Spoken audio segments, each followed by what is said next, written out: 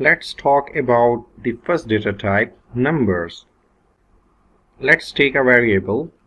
You do not need to actually specify the data type which you are going to store in a variable. You just store a value and it automatically detect the type of a variable. So let's take variable x is equal to 5. This is one type and we call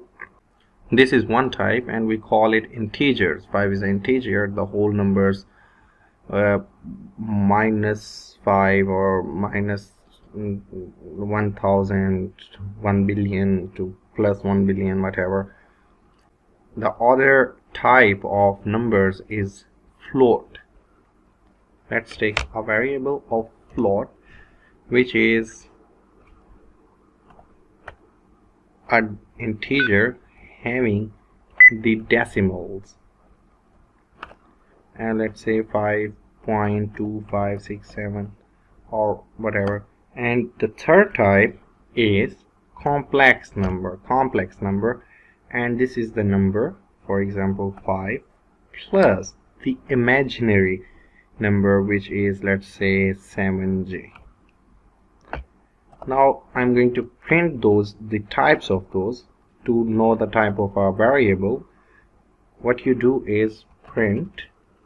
You use print and type, and in the type you use this parenthesis, and in parenthesis you use the name of a variable, and it will return the type of that variable. Let's check these types. I'm gonna copy this and paste it, and then replace this x with y and c, and let's run this program. See, int is integer, float is float, of course, and this is a complex type. So, and you can add those two numbers or these numbers. For example, I can add a print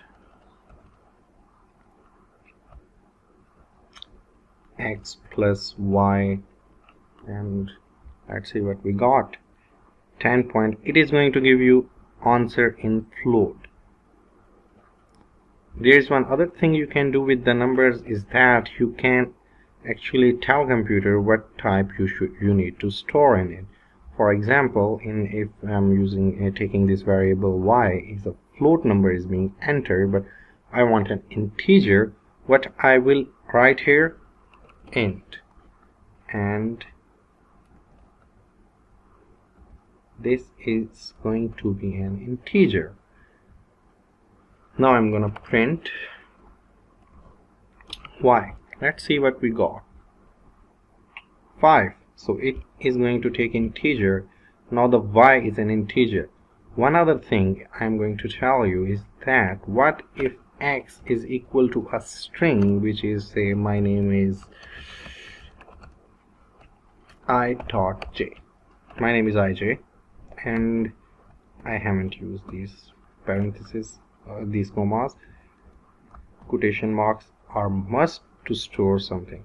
Now x is equal to 5 and x is equal to my name is IJ, a string. What it is going to print? Any guesses?